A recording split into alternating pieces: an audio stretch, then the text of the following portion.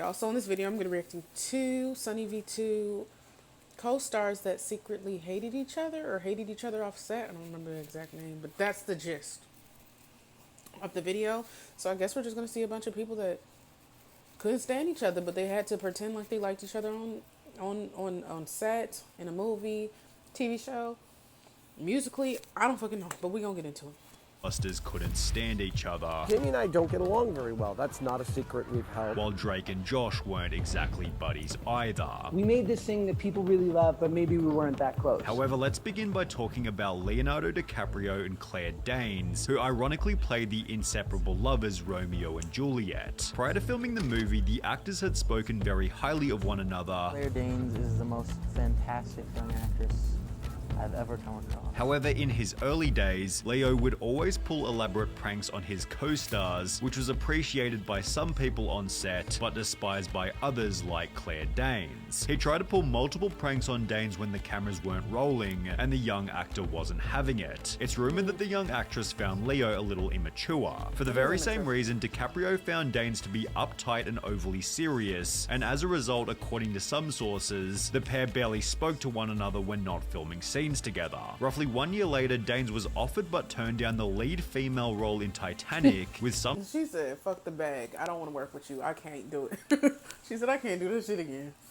Some speculating that she was simply uninterested in doing another film with DiCaprio. Despite this, the two have always talked highly of one another in public. The dude is a genius. He's been a genius for decades now. Which wasn't the path taken by Kevin Smith after figuring out that Bruce Willis was a complete and utter dick. The two had agreed to collaborate on a 2010 movie called Cop Out, and 2 years prior in 2008, Kevin Smith praised Bruce Willis for being his favorite actor and biggest inspiration. However, as the two began working together, Kevin Smith realized he should have never met his hero. Despite Smith being the film's director, Willis refused to take any direction, with Smith later stating, "I was going at it like Bruce, do it like this. I was directing Bruce the way I direct everybody else." And Bruce was like, "I've been acting like Bruce Willis for 25 years. Do you really think there's anything you're gonna tell me that I don't know?" At a later point during filming, Bruce Willis threatened to punch Kevin Smith, after which Willis had to be separately photoshopped into the movie's posters as he refused to turn up to the photo shoots. On top of this, Willis failed to attend the party celebrating the movie's completion, where Kevin Smith made a toast stating, "I want to thank everyone who worked on the film, except for Bruce Willis." In a 2013 interview,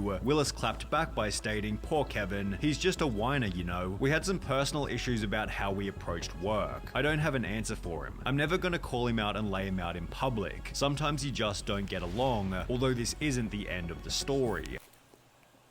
Could you imagine, imagine somebody you really idolize, right?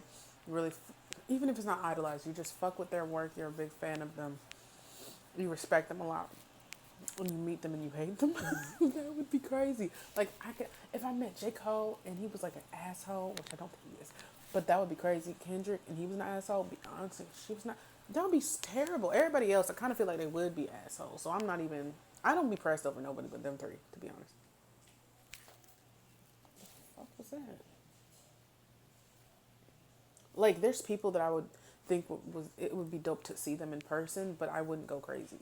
Because they're regular people, but I don't know, them three I just named, they don't feel regular to me.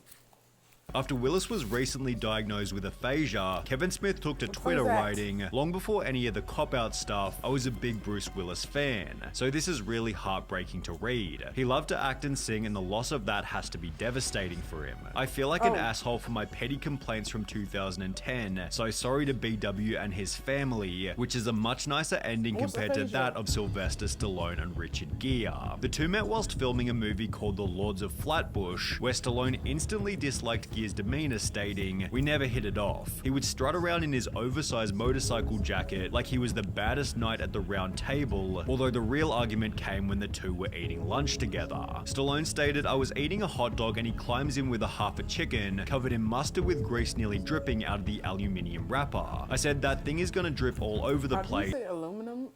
Aluminium. place. He said, "Don't worry about it," which was followed by Richard Gere spilling grease all over Stallone's pants. As a result, Stallone, quote, elbowed him in the side of the head, after which the director chose to replace Richard Gere with a different actor altogether. Despite this taking place more than 50 years ago, Stallone has stated, "To this day he seriously dislikes me," which is an ending also shared by Ariana Grande and Jeanette McCurdy after their one and only season of Sam and Cat. When the show came to an end in 2014, Ariana Grande made an extensive heartfelt twitlonger thanking everybody involved in the production except for the other main co-star Jeanette McCurdy. This implied that the two weren't as close as the show suggested, which was confirmed at a later date when Jeanette stated the following. She would have to miss work because she was being pulled in all directions, so she's got to do radio shows, she's got to do the Billboard Awards, the Grammys. She's performing at the Grammys, and I'm like acting on the show with a box because they decided that like for that week her character needs to be trapped in a box so she can go perform at the Grammys. As a result of this, Jeanette would... Well, what's the problem with that? Like, if she has other obligations, I know that's kind of cutting into your whole thing, but I don't think that's enough to dislike somebody for. It's not like they can control that, you know? Would write, "Ariana misses work in pursuit of her music career while I act with a box. I'm pissed about it and I'm pissed at her, jealous..." Oh, jealous of her. At least you're honest, because that is what it was giving. For sure. That's exactly what that was giving. Before expressing further jealousy in her memoir by attacking Ariana's upbringing. Ariana grew up in Boca Raton, Florida, an incredibly wealthy, idyllic town with a healthy mum who could buy her whatever she wanted whenever she wanted. Gucci bags, fancy vacations, and Chanel outfits. Jeanette's hatred toward Ariana always felt pretty pathetic. However, the feud between Will Smith and Janet Hubert... That was literally it. So first of all, it was one-sided for one. Number two, you're just a hater, bro. You're a hater. That's weird. Reached a whole new level of petty jealousy. Janet played Will Smith's auntie in Bel-Air and took an instant disliking to Will Smith as she felt it was unfair he'd been given a TV show at the age of 22. Will Smith later stated, "I can straight up say that Janet Hubert wanted the show to be the Aunt Viv of Bel-Air show. She said once, I've been in the business for 10 years and this snotty-nosed punk comes along and gets a show to..." Jealousy, I'm telling you, jealousy is scary. And it's scary because it's like, it be people, you won't do shit, you just be existing. And people will just dislike you because of the opportunities you get, how you look, how much money you get, relationships with people, your personality. It's just like all these different things. The way your clothes look, the way your hair looks. I don't fucking know. And but that feeling in them like can turn into something so evil and so dangerous. And I've definitely been envious. I have. I've looked at other girls and been like, oh, they're so pretty. Oh my God, I wish I had this like them or this like them. Or oh my God, I bet they blah, blah, blah, blah, blah. But I've never been like, I hate you, bitch, because you're pretty. Like, what the fuck? I don't know. That's so weird. Isn't that weird? That's not weird. I feel like that's weird as fuck. And I don't think that I would see somebody and I might be like, damn, they're lucky because they have that opportunity, or damn, blah, blah, blah, blah. But I'm not going to be like, I've been working, I don't fucking know. Let's say YouTube. I've been doing YouTube for like 2 years and she did YouTube for a month and she got followers. I'm so angry with her. What the fuck? How does that she have to do with that? Like, maybe take some pointers. Maybe you're not doing it right. I don't know. But it's just like stupid to get angry with somebody for an opportunity they got. You feel me? They couldn't control that, help that, or why do you want them to go through it 10 years and then get that opportunity?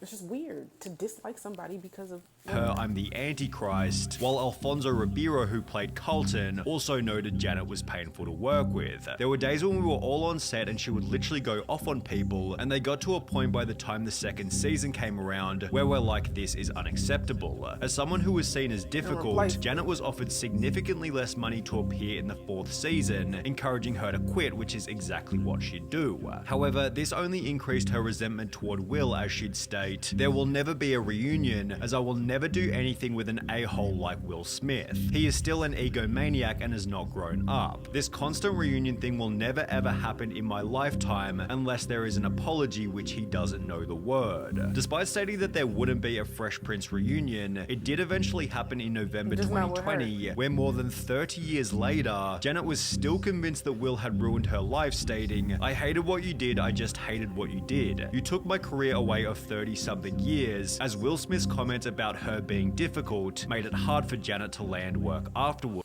Well, then maybe you shouldn't have been difficult, bitch. maybe you should have controlled that and stopped being jealous of a little, you know, a younger person because of what you had to go through. The two don't combine. You know, you can be like honest and be like, it's harder for this group of people because of this, that, and the whatever examples you have, but or explanations you have, but to be angry with somebody because of that. Woods. At the end of their talk, the two made up and apologized, although Nicki Minaj and Mariah Carey had no interest in doing so. They'd appear alongside one another in season 12 of American Idol, where their almost polar opposite personalities began to clash immediately. Are you country? Are you country? Do you like country? Do you like country? And I kind of feel like we're making her do. I'm trying to help her. We're trying to help her as opposed to just talk about her outfit. I'm going to continue to speak. Of course, you well, always we're do. almost actually. In a notable instance, the two had this argument mid-show where Nobody said every moment. Oh, excuse me, the music will cut me off if I can. Oh, darling, may I express this to her as a singer? I just feel like what maybe trying to be expressed is just sing from your heart the entire time, and your notes will continue to shine regardless of the dirt that gets splattered around you. after which Nicki threatened Mariah with violence. Multiple people heard Nicki say, if I had a gun, I would shoot that leading Mariah to state the following. It felt like an unsafe work environment. I'm not going to take. No, it didn't. She doing that. I feel like she's you know what? She's manipulating that comment. I don't think she really felt unsafe. Maybe, you know, and I'm not trying to, you know, put this woman or speak for her, but I don't know. I don't know. Any chances? So yeah, I did hire more security. In response to Mariah Carey's claims, Nicki responded by tweeting, "Hey y'all, let's just say Nicki said something about a gun. People will believe it because she's a black rapper. LaMayo, I'll then hit up Barbara and milk it," implying that Mariah had made the story up. Nicki then made another tweet reading, "I guess it hurts to have the producers tell you to your face that Nicki is the best judge we've had since Simon, or poor you, keep them lies coming," implying that Mariah was also simply not as good at judging. For obvious reasons, both judges quit the show after only one season, after which Mariah Carey stated this: "That was the worst experience of my life. I would never want to be involved with it again." With Drake Bell and Josh Peck holding a similar opinion about returning to their most famous show. While it seemed the two had a great time filming Drake and Josh, Drake would take to Twitter in 2017 writing, "When you're not invited to the wedding, the message is clear. True colors have come out today. Message is loud and clear, ties are officially cut, I'll miss you brother," which was followed by Drake flaming Josh via text for the very same reason. I'm getting married that night, and I see these text messages from him, like cursing me out, coming for me. I'm like, on the night of my wedding. The incident was a sad moment for fans of the show. However, 2 months later, they'd make up, apologize, and even post a 12 million view video together, implying that the duo was on good terms. Good. That would be until 2021, when Drake found himself in a bunch of legal trouble, after which Josh made the claim that they were never really friends. Are you guys like not friends? Not really, no. We made this thing that people really love, but maybe we weren't that close. So you guys were never close during the, like when you were filming, Drake and Josh? You were just kind of co-stars? Obviously there were times where we were closer than not, but when inevitably the show ended, I mean, we're just totally different kids. These statements have since been criticized, given they'd spent a large amount of time together outside of the show. So maybe people think like he's just, because of his situation, trying to distance himself and not ever say that they were close. Which I feel like if that's true, then that's fine. But I feel like if it's not genuine and you know you did hang out with somebody who ended up doing something that might have been devastating to you, that you should be honest with that and be like, you know, you can say, yeah, I was really close with this person and I can't believe that they did this. And we're no longer close type thing. But not to like be fake and be like, no, we never were actually close. I hated his ass. One of these critics being Drake Bell himself, who'd give numerous examples of them hanging out together. That's what bugged me about it. He's like, we weren't friends, we didn't hang out. Your Christmas party, the party that I made. He came all the way to Riverside to support me. Josh is clearly trying to distance himself from Drake's sketchy legal situation, given... Yeah, why are we on Love of the Josh is Never still understood actively that. booking movie roles in an industry where reputation is everything. There are obviously mixed reports about whether or not they liked each other as co-stars, although it seems obvious that they're now no longer on speaking terms, and neither are the two main hosts from Mythbusters. Adam Savage and Jamie Heineman hosted the show for more than 12 years, after which an article was published reading, "The Mythbusters always had an amazing secret weapon. They can't stand each other." The article referenced an interview from Entertainment Weekly, in which Jamie stated, "We like to point out we've known each other for 25 years and never once sat down to have a dinner alone together. We sort of managed to tolerate each other. I think it's probably safe to say that continuing our on-screen relationship in front of the camera is probably not happening." To back this up, Adam stated this. No, I don't think Jamie and I will continue to work together on other projects. Jamie and I don't get along very well. That's not a secret we've held. With him claiming it's not a secret they've held, as it was mentioned while the show was still running. We are not friends. We tend to drive each other batty. We have never, in the 21 years we've known each other, had dinner alone together. Our very different personalities means that we spend a lot of time in sort of conflict. Periodically, their behind-the-scenes animosity spilled out onto the camera. What kind of seconds were you counting there? 2, 4, 5, 6, 7, 8, 9, 10? What kind of seconds are those? Who counts like that? So it's no surprise that Adam would also state this. There's a lot of fighting on camera. We got really mad at each other, like really significantly, vitriolically angry. We drive each other nuts every day. We get frustrated with each other on a daily basis. However, the reason they're so proud of their awful friendship is because it's also their key to success. The friction between Jamie and I has an integrity to it and a chemistry to it. We have respect for each other. We also drive each other absolutely batty. We're not afraid to say something that will hurt the other's feelings because we don't care, Savage says. We consider it a point of pride that the right idea always wins. It doesn't matter whose it is. It's a working relationship based purely on respect and mutual gain, with their unconventional approach resulting in unconventional success as one of the most popular shows in TV history. But you know, some of these, I think most of them actually surprised me. I didn't know about a lot of them. The only one I knew was Nikki and Mariah, but that was because it never really seemed like they were cool, you know? It seemed like they weren't even trying to hide that they didn't really fuck with each other. And there's just been a lot of pop culture little like compilations with that thing where Mariah Carey was saying something about, oh, I didn't know she sang, or whatever that little clip is. But yeah, but the other ones, that's crazy. And what's more crazy, and I feel like it has to be like really like difficult to have to.